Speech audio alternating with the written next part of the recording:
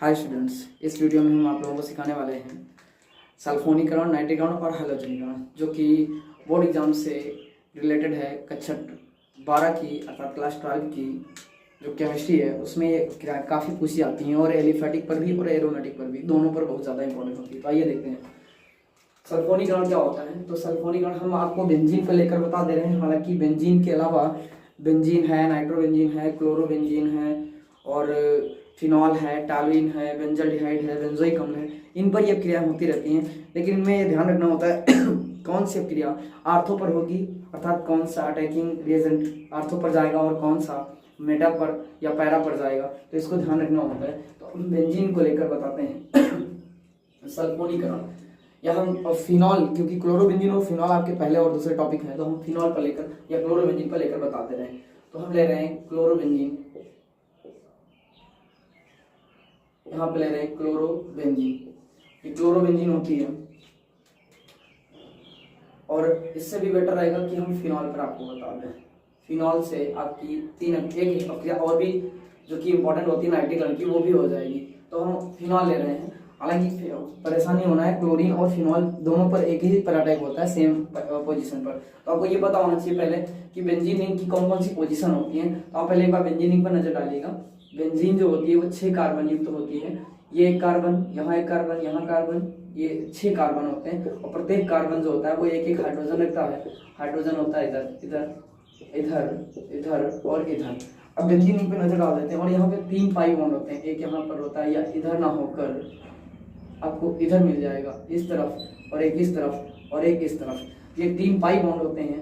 3 pi bond, 1, 2 और 3। अगर बात करें पाई बॉन्ड कितने हैं, पाई बंध कितने होते हैं, तो 3 होते हैं।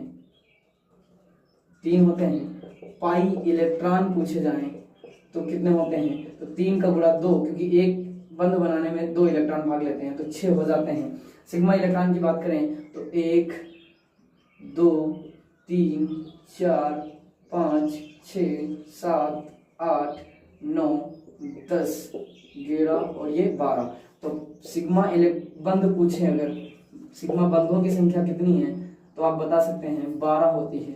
12 बंध होते हैं।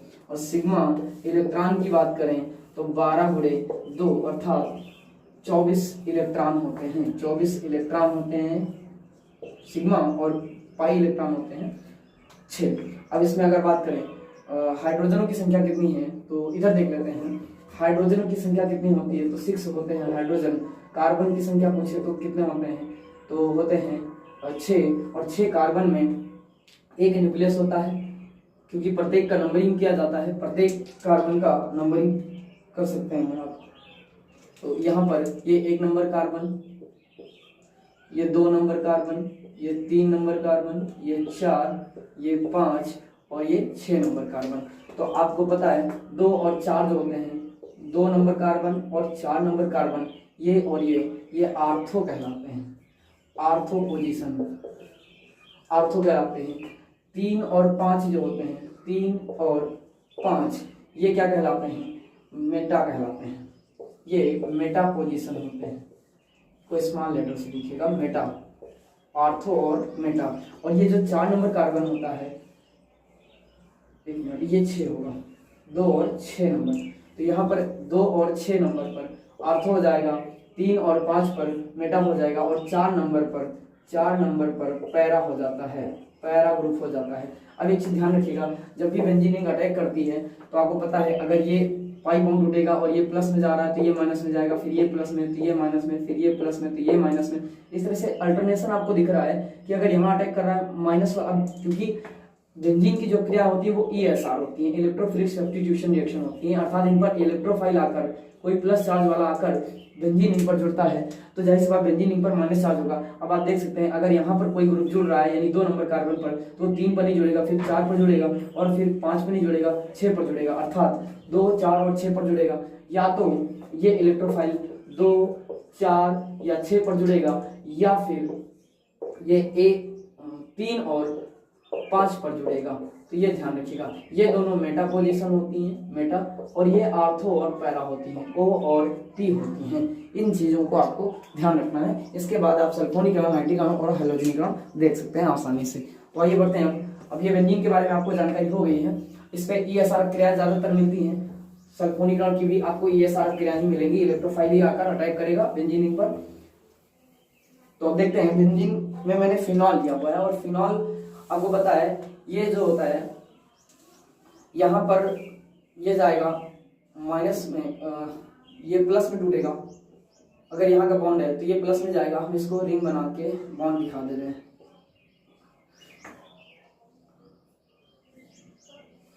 तो यहाँ पे पाई बॉन्ड होने के कारण ये जाएगा प्लस में और ये जाएगा माइनस में। प्लस में इसलिए जाएगा क्योंकि इसके पास होते हैं ऑक्सीजन के पास लोन पेयर अपना इधर देगा, तो यहाँ पर इलेक्ट्रॉन हो जाएंगे ज्यादा। तो डेंसिटी यहाँ ज्यादा होने के कारण इलेक्ट्रॉन इधर क्यों रिमूव होंगे, यहाँ पे आएगा माइनस, यहाँ आएगा प्लस। तो यहाँ पे माइनस, यहाँ प्लस, यहाँ माइनस, इधर प्लस, यहाँ पर माइनस। इस तरह से आप देख सकते हैं कहाँ पर अटैक करेगा, एल्कोहल का OH समूह के कारण जो आने वाला समूह होगा। तो सल्फोनीकरण में आपको पता है क्या डालते हैं, H2SO4 डालते हैं। कैसा डालते हैं, सधूम्रिया कंसंट्रेटेड जिसको कहते हैं। अब यहाँ पे H2SO4 जो टूट के जुड़ता है वो किस तरह से जुड़ता है, ये टूट जाता है OH माइनस में, और साथ ही बनता है एक HSO3 माइनस, सॉरी माफ करिएगा, प्लस में। तो ये माइनस वाला समूह और ये वाला प्लस वाला समूह। अब बेंजीन के जिस रिंग पर, जिस पोजीशन पर ये जुड़ेगा, वहां का हाइड्रोजन एक रिमूव हो जाएगा। अब हाइड्रोजन मान लो अगर आर्थो पर जुड़ रहा है तो यहाँ से निकलेगा, अगर यहाँ जुड़ रहा है तो यहाँ पर, क्योंकि इन दोनों का मिक्सचर प्राप्त होता है। तो बेंजीन रिंग हम बनाते हैं पहले। आप एक फिगर समझ लीजिए, फिर सारी क्रियाएं आपको सल्फोनीकरण और नाइट्रीकरण की आसानी से आ जाएंगी, इसमें कोई डाउट नहीं होगा फिर आपको। तो ये हो जाती है बेंजीन रिंग, और इस पर लगा हुआ है OH। अब मैंने कहा ये है माइनस में, ये प्लस में, ये माइनस में, ये प्लस में, ये माइनस में। तो तीन पोजीशन है आपकी जो क्या है, माइनस वाली है। तो यहाँ पर जो प्लस वाला समूह आएगा, अर्थात यहाँ पे HSO3 रखेंगे, HSO3 आएगा, वो जुड़ जाएगा। तो हम एक पर यहाँ पर जोड़ देते हैं पहले HSO3। बाकी क्या होगा, ये OH और यहाँ से जो निकला हुआ H होगा वो H क्या बना लेंगे, तो जल बना लेते हैं, H2O निकल जाता है। ये आपको ध्यान रखना है। ये आर्थो पर जुड़ गया, और साथ ही साथ अब इसका, क्योंकि ये पूरा परसेंट नहीं होगा बल्कि इसका थोड़ा सा थोड़ा ये बनेगा, तो थोड़ा पैरा पर भी बनेगा, तो इसलिए हम दूसरा बना सकते हैं।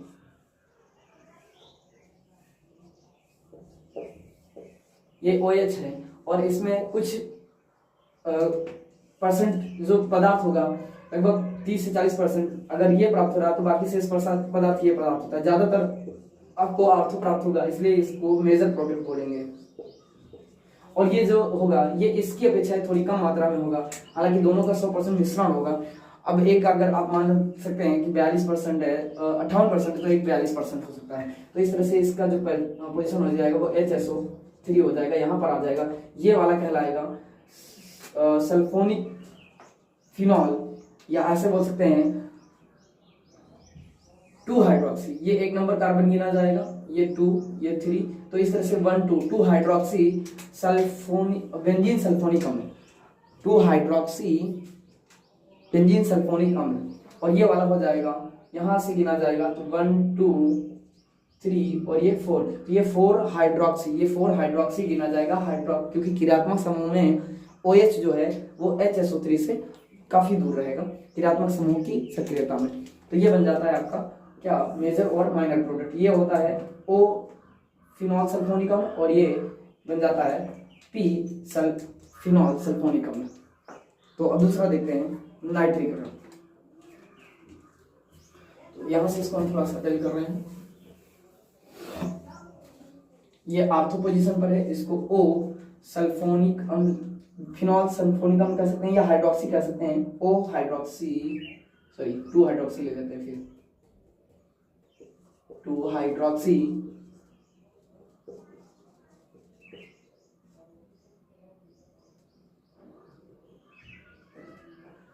हाइड्रोक्सी बेंजीन सल्फोनिक अम्ल।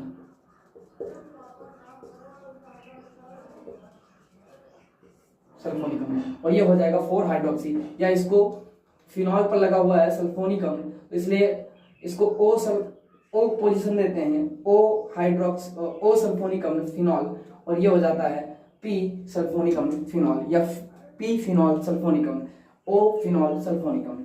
तो यहाँ से आप समझ सकते हैं। अब यहाँ पे लेते हैं हम नाइट्रिक अम्ल, तो फिनॉल पर ही नाइट्रिक अम्ल करवा लेते हैं।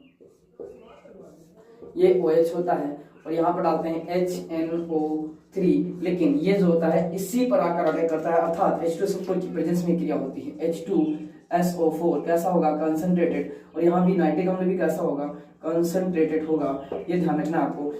नाइट्रिक अम्ल टूटेगा, ये भी टूटेगा, OH अलग ले जाएगा माइनस में और बचेगा NO2, ये जाएगा प्लस में। तो आपको पता है बेंजीन रिंग पर आकर प्लस ही अटैक करेगा, इलेक्ट्रोफाइल आकर अटैक करता है, क्योंकि ये अक्रियाएं ESR होती हैं, इलेक्ट्रोफिलिक सब्स्टिट्यूशन रिएक्शन देती हैं बेंजीन रिंग। तो ये ध्यान रखिएगा। अब ये प्रेजेंस होगी क्योंकि सल्फोनिक अम्ल, सल्फ्यूरिक अम्ल जो आया वो पहले यही पोजीशन बनाएगा, तो जहां पर ये सल्फोनिक अम्ल इसी को हटाकर NO2 आकर जुड़ जाएगा। तो आप देख सकते हैं हम डायरेक्ट यहाँ पे आपको बता रहे हैं कैसे बनेगा। तो हमने शांत सल्फ्यूरिक अम्ल डाल दिया और ये अभी कम मात्रा में होगा। अगर हम ज्यादा अधिक में ले रहे हैं, अगर अधिक में ले रहे हैं तो आपको पता है ट्राई नाइट्रोफिनॉल बन जाएगा, लेकिन अभी यहाँ पर हम ले रहे हैं क्या, बेंजीन है, यहाँ OH है और इस पर लग जाएगा क्या, NO2, ये नाइट्रो हो जाता है, या फिर बेंजीन ये O नाइट्रो हो जाता है, O नाइट्रोफिनॉल,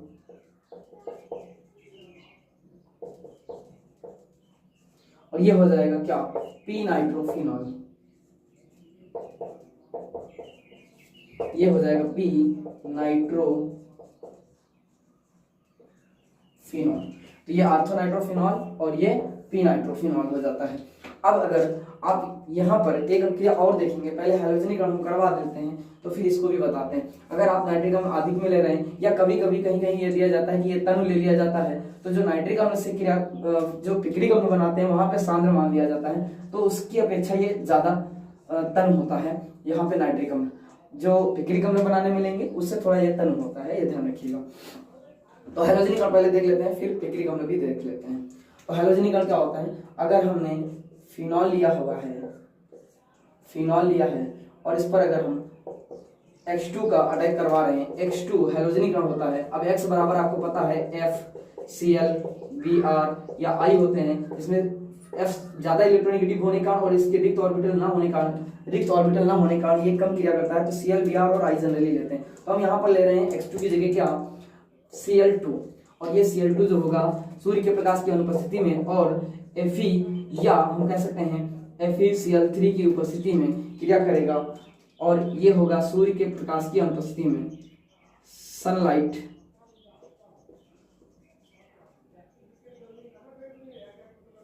सनलाइट एब्सेंस होगी, यानी कि नहीं ली जाएगी, सनलाइट यहाँ पर नहीं होनी चाहिए, प्रकाश के प्रभाव में ये क्रिया नहीं होगी। तो ये Cl जाएगा आर्थो और पैरा पर जुड़ जाएगा, ये बेंजीन का OH और ये बन गया फिनॉल, और यहाँ पर लग गया क्लोरो, या फिर इसका दूसरा मिश्रण जो बनेगा वो बन जाएगा क्या, यहाँ पर OH और यहाँ पर लग जाएगा Cl, और H और Cl आपको पता है यहाँ से H या यहाँ से H निकल जाते हैं और Cl के साथ जाते हैं, तो ये दोनों का मिश्रण प्राप्त होता है, ये होता है मिश्रण।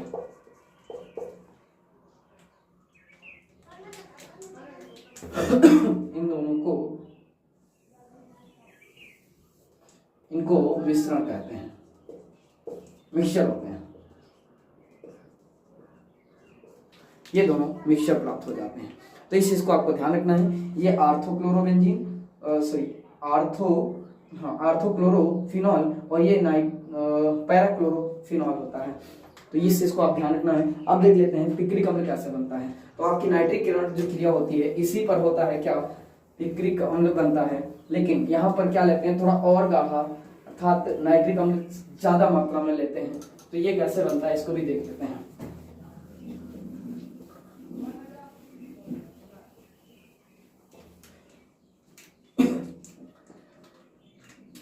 नाइट्रिक अम्ल ही लेंगे, लेकिन सधूम्र होगा और सांद्र सल्फ्यूरिक अम्ल की उपस्थिति में होगा, लेकिन नाइट्रिक अम्ल भी जो होगा वो ज्यादा गाढ़ा लिया जाएगा। ये हो जाता है OH और यहाँ पे डालते हैं HNO3, ये जो होगा वो आधिक्य में होगा, आधिक्य होगा, कंसंट्रेटेड होगा, ध्यान रखिएगा, आधिक्य में कह सकते हैं, अर्थात पहले की अपेक्षा ये ज्यादा गाढ़ा कह सकते हैं। और ये प्रेजेंस लेंगे इसकी, तो H2SO4 की ही प्रेजेंस में होगा ये भी H2SO4 कैसा, ये भी सधुम्र यानी कंसंट्रेटेड होगा। तो ये क्रिया करेगा। तो आपको पता है ये 3 जगह पर, अर्थात यहाँ पे हम 3 मोल ले सकते हैं। अब ज्यादा अधिक ले रहे हैं तो 3 मोल लेंगे और ये तीनों पोजीशन पर अटैक कर जाएगा। ये OH अर्थात फिनॉल है और इस पर तीनों पर अटैक करेगा। कहाँ कहाँ, तो आर्थो पर होगा NO2, मेटा पर सॉरी पैरा पर होगा NO2 और यहाँ पर हो जाएगा NO2। तो ये हो जाता है। अब ये कितने पर हाइड्रोक्सी आ गया और फिनॉल कितने पर आ रहा है, तो ये 1 नंबर कार्बन, ये 2 3 4 5 और ये 6, तो 6 नंबर कार्बन यानी 2 4 और 6 पर क्या है 2, 4, 6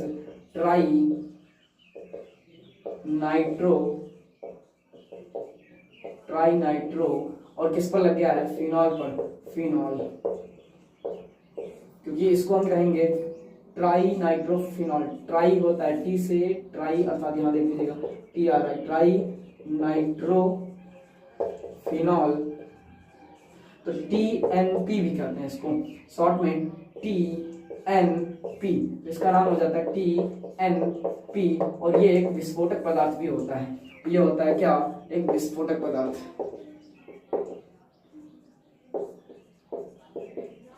TNP के नाम से जाना जाता है, TNP, ट्राई नाइट्रोफिनॉल। तो ये काफी इंपॉर्टेंट रहती है क्रिया सल्फोनीग्राम में। अब एक चीज ध्यान रखिएगा, अगर आप बेंजीन के ऊपर देख रहे हैं, क्या बेंजीन के ऊपर अगर आप इस वाले समूह पर, हम यहाँ पे बता रहे COOH आ रहा है, तो यहाँ पर मेटा पर, दोनों पर, ये मेटा जो होते हैं ये वाला और ये वाला, अर्थात ये मेटा पर अटैक करेगा। मेटा कौन कौन सी पोजीशन होती है, तो 1 2 3 और 5 पर, 3 और 5 पर अटैक करेगा आने वाला इलेक्ट्रोफाइल। इलेक्ट्रोफाइल कहाँ अटैक करने वाला है, तो 3 और 5 पर इलेक्ट्रोफाइल अटैक करेगा। और CHO अगर है तो यहाँ पर भी इस वाले बेंजीन के साथ अगर ये लगा हुआ है, अगर ये बेंजीन पर है, CHO के साथ भी मेटा ही होता है 3 और 5 पर, ये ध्यान रखिएगा। और यहाँ पर भी इलेक्ट्रोफाइल 3 और 5 पर अटैक करेगा। लेकिन अगर टालुइन है और फिनॉल है या क्लोरोबेंजीन है, Cl है, CH3 है या OH है, तो इन पर 2, 4, 6 इन 3 समूहों पर अर्थात आर्थो और पैरा पर इलेक्ट्रोफाइल आकर अटैक करता है। ये आपको ध्यान रखना है। तो इन तीनों पर अगर देखा जाए तो आर्थो और पैरा पर, जबकि इन दोनों को देखा जाए तो मेटा पर अटैक करता है। इस चीज को आपको ध्यान रखना है और वीडियो को हमारी देखते रहेगा। सल्फोनिक नाइट्रिक आपको समझ में आई होंगी। तो ये वाले आप यौगिक लेकर, जिस अब OH वाला मैंने करवा दिया है, टालुइन ले लीजिएगा, CH3 लेंगे अगर बेंजीन पर तो टालुइन हो जाएगा, क्लोरोबेंजीन बना सकते हैं, बेंजोइड बना सकते हैं, बेंजोइक अम्ल बना सकते हैं। तो इन पर आप क्रिया आसानी से अब करवा सकते हैं। तो वीडियो को लाइक शेयर करते रहिएगा, कमेंट दीजिएगा अगर वीडियो पसंद आई है, और चैनल को हमारे शेयर करिएगा और सब्सक्राइब कर लीजिएगा। Good bye, thank you.